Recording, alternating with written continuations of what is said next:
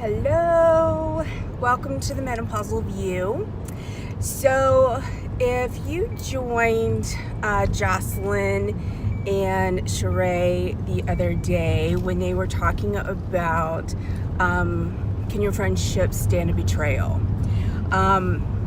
I thought that was such a great question for the universe, and I hope that you took some time to make some responses to their question, their universal question. And it's interesting, one of the things that they brought up in that was, what if, you dated someone and is that person then off limits to your girlfriend? And it brought me back to a memory from when I was in high school. Sorry, we're driving, so obviously. And I have my husband Sean with me. Say hi, Sean. Hi, everybody. And I'm Jen, obviously, if you haven't figured that out yet. Anyway, so they were talking about, can you date an ex of one of your girlfriends? And when I was in high school, there was a group of us. I want to say there was probably 7 of us, 4 girls and 3 guys. And we literally would switch off the guys. I mean, one of us would date one, and it was like we would take turns. And I probably dated the same guy 7 or 10 or 20 times, and my girlfriend dated the same guy, because we just it was one of those things where we just kept going back and forth. But that was high school, and things are a lot different when you're grown up and you're an adult, and especially when you're menopausal, you don't even care anymore. But I'm just saying that, that's an interesting, it kind of brought up a second question that I had. And my question is, what do you consider cheating? Not with your girlfriend, obviously, but with your spouse or your significant other or your partner. So one of the things that occurred to me is that I'm a natural born flirt. I flirt with everybody. And a lot of people think that I'm coming on to them, and the truth is I'm not. I believe everybody is beautiful, and I think that they need to know that they're beautiful. So I tend to express that in every way that I can. I like women especially to know that they are beautiful, and I will tell them that they are beautiful. I believe that it is one of the most important fundamental things for one woman to do is to tell another woman that they are beautiful, because we do not dress for men, we dress for other women and for their approval. So a lot of women think that I'm hitting on them when in fact I am not. Sometimes I do flirt, and it's usually with people that I'm closer to, or I'm really trying to get them to relax a little bit. I will flirt with them. I don't have a problem talking about boobs, that kind of thing.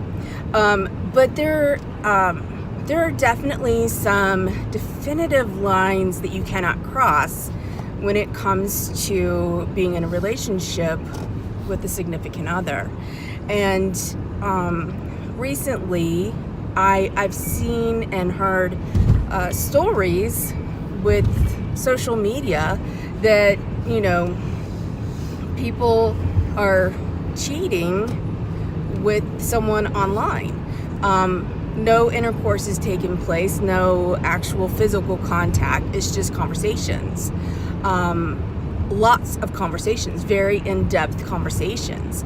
And this is something that I have witnessed bring marriages to the brink of divorce, if not actually bring them to divorce. So that's just one aspect of it. Is that considered cheating? Do you consider that cheating? It doesn't just necessarily have to be actual intercourse with someone else. What is it that you consider cheating? So I wanted to get Sean's perspective while he's driving. So what do you think, Sean? What do you think the definitive line is for cheating?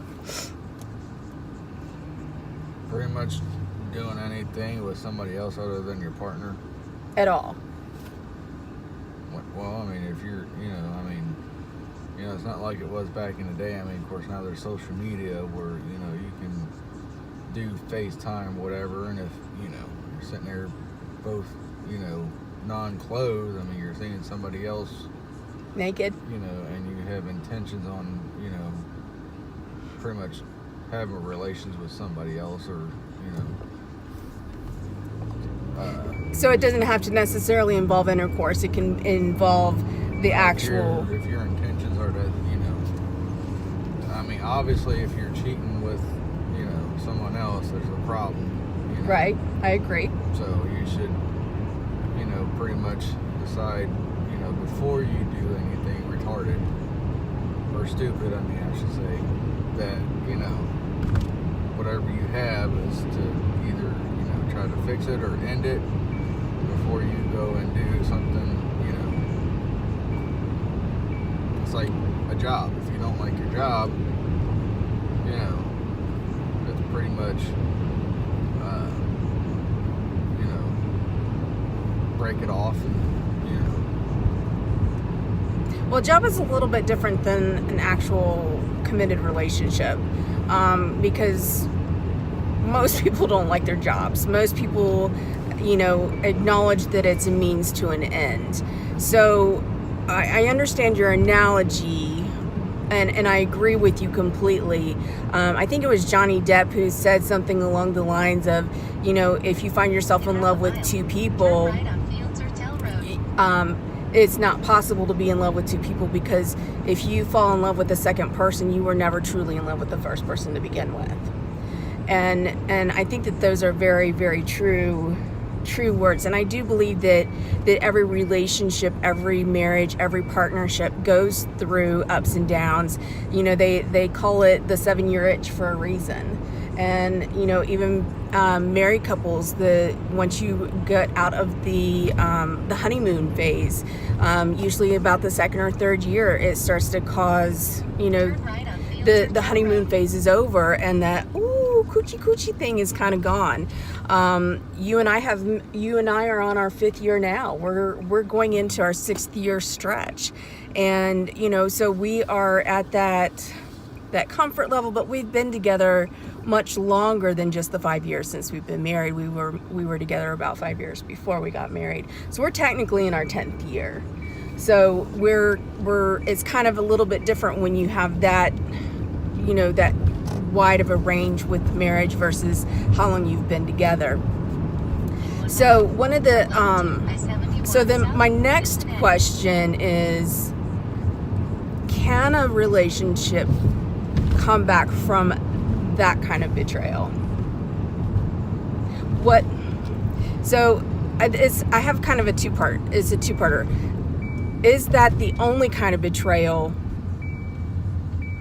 in a marriage?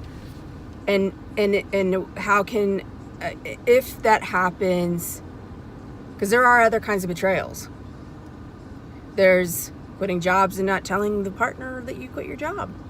There's, you know, lying about what's going on in your world, addiction, you know, that kind of thing. And those things can obviously be very difficult on marriages and relationships and partnerships as well. But what can you come back from a betrayal? That's my next question. That's kind of like a gray area. It just all depends on the situation. I don't know. It's a difficult question. I mean, I have seen people try to work out relationships after one of the partners cheated, and it's hard. Even just, you know, the conversations on social media, they considered it a betrayal, and they were devastated. And, you know, like I said, it nearly brought them to the brink of divorce. So is there a way that you can work through that and build a stronger relationship because of it? I don't think it would ever be the same. There's always going to be something in the back of your mind, but I agree. Yeah. I do agree with you. Yeah. I think, I'm sorry, go ahead. I forget where I was going to go with this. I'm sorry. It's okay. So my 2 cents is basically, it depends on what level of betrayal there is and whether or not you're willing to accept that for yourself or not. If it's, there's always extenuating circumstances. To me, if someone sleeps with someone else, you're done, because that means that they don't have enough respect for you in order to stay in the relationship. And I have had way too many relationships where that actually happened. And so I want to look at it from the perspective of the brink of the social media side of things. Okay? So if, let's say something like that did happen, my thoughts are this. I think that you're right, that it's always going to be in the back of the other person's mind. That could happen again. They could cheat. So you're always thinking about that all the time. But I think that open communication in any relationship from the very beginning is the most important part of any relationship. So if you're honest from the beginning and you're honest about why you did it, why you started talking to someone else, it can actually bring the relationship closer if you're willing to allow it to happen. I'm not saying that it's okay. I'm just saying that it takes a lot of work to be in a marriage, and it takes a lot of work to be in a partnership, in a devoted relationship. So I think that those are some things that you really have to take into consideration, and you don't want to give up. You don't want to just give up for the sake of, they fucked up, you're done. You know what I'm saying? You really have to make sure that you're done, because otherwise it'll just keep coming back around. And you don't want to, you either need to make sure that it's what you want or it's what you don't want. Otherwise you're just kind of cycling and you're not getting anywhere. You're not going to grow. So what is it that you can learn from that situation? Where can you grow from that situation? That's what's important. Does that make sense? Exit to exit 17. Yeah. I-2 75 west to I-75. Sorry, I'm driving. Yes, he is driving, so he is a little preoccupied. So do you have any other comments, any other suggestions, thoughts to the people out there who may be going through betrayal with either a friend or with the spouse or a loved one, Sean? No, not at the moment. Exit right. He did just get up too. I did wake him up just about an hour ago. I haven't given him a whole lot of time to be awake yet. Yeah, I did get my coffee in there. I did let him have some coffee before we jumped on here. I feel like I was kind in allowing that to happen. So yeah. So thank you for joining us on the Menopausal View, and I hope you join us. Please click on the subscribe button and like and share your thoughts below. What you think is cheating, what you think is acceptable, whether or not you can come back from it or not. And let us know what you think. Stay fabulous.